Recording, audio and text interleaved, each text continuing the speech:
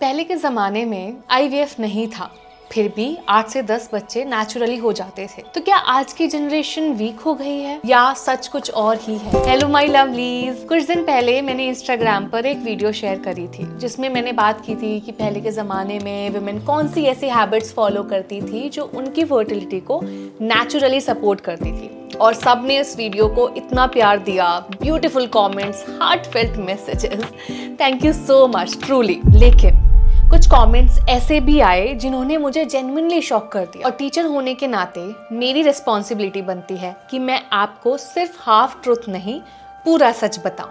आज का वीडियो थोड़ा आई ओपनिंग होगा, स्पेशली उनके लिए जो प्रेगनेंसी प्लान कर रहे हैं या ऑलरेडी प्रेग्नेंट हैं। और हाँ, एक छोटी सी रिक्वेस्ट, अगर आपको इस चैनल की नॉलेज से बेनिफिट मिलता है, पीसीओएस, थायराइड, इनफर्टिलिटी जैसी कंडीशंस में हेल्प मिलती है, तो प्लीज़ इस नॉलेज को शेयर करिए। बड़ी ब्रांड्स एडवर्टाइजमेंट चला के अवेयरनेस क्रिएट कर लेते हैं। अब मेरे पास तो बहन इतना बजट है नहीं, पर आप लोगों का ट्रस्ट है, तो जल्दी से पेन एंड पेपर लेकर आ जाओ और सब पॉइंट्स को नोट करना स्टार्ट कर दो। पहले मैं कमेंट्स रीड करूंगी, फिर उस पे अपने पॉइंट्स दूंगी। कुछ लोगों ने बोला कि पहले शादी जल्दी हो जाती थी इसलिए नेचुरली कंसीव हो जाता था। बिल्कुल सही बात। शादी 16 की एज में हो जाएगी तो 20-30 ईयर्स होंगे आपके पास बेबीज करने के लिए। लेकिन जब हम ये बात करते हैं तो ये भूल जाते हैं कि पहले चाइल्ड मोर्टेलिटी रेट भी बहुत हाई था। मतलब ज़्यादातर बच्चे सरवाइव ही नहीं कर पाते थे और लेट 30s इवन 40s में भी वो बच्चे पैदा करती रहती थी। कई बार 10 से 12 बच्चे होते थे, तब 6 से 7 बच्चे, 6 to 7 बच्चे सरवाइव करते थे।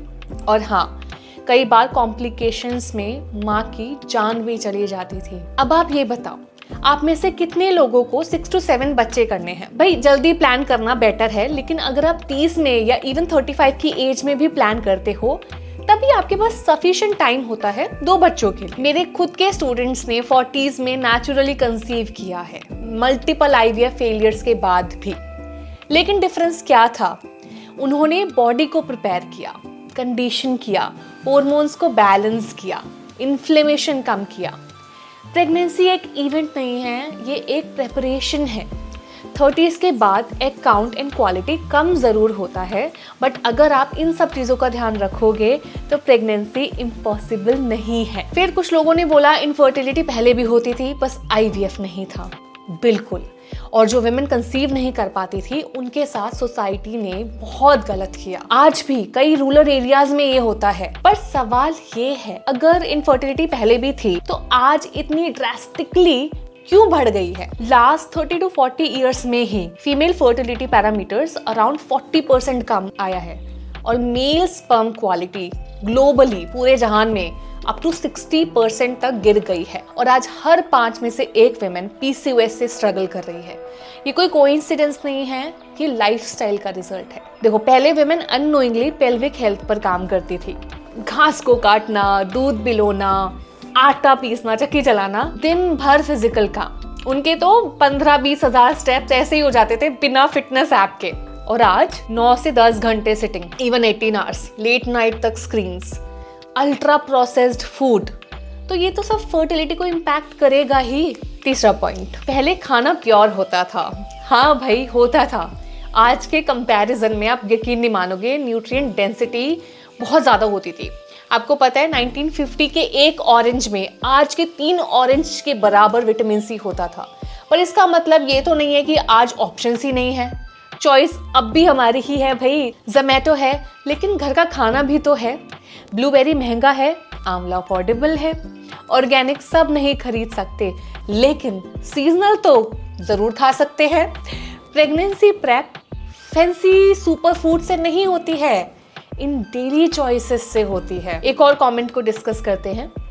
पहले स्ट्रेस नहीं होता था, और इस बात पर ना मैं थोड़ा स्ट्रांगली बोलूंगी, क्योंकि स्ट्रेस तब भी था। तेज बारिश से फसल खराब हो जाना, कच्चे घर टूट जाना, बड़े बड़े परिवारों की जिम्मेदारियां होती थी, लेकिन वो फिर भी काफी फिट रहते थे क्योंकि उनका रूटीन सन की रिदम के साथ मैच करता था। पहले लोग ब्रह्म मुहूर्त में 4 बजे 5 बजे उठ जाते थे और सनसेट के बाद नेचुरली काम कम हो जाता था। ब्लू लाइट का तो नामो निशान नहीं था। नेटफ्लिक्स एंड चिल ना बाबा ना। सर्केडियन रिदम बैलेंस थी। और आज आप नाइट शिफ्ट के बाद 8 घंटे सो भी लो, फिर भी दोपहर में उठकर लगता है बॉडी हैवी है, एनर्जी नहीं है, क्योंकि बॉडी की क्लॉक नेचर से मिसमैच है। मैंने अपने घर में देखा है लेट नाइट शिफ्ट्स के बाद ऑटो इम्यून कंडीशंस को डेवलप होते हुए। मैं मजाक नहीं कर रही, सच में बॉडी को रिस्पेक्ट करना पड़ेगा।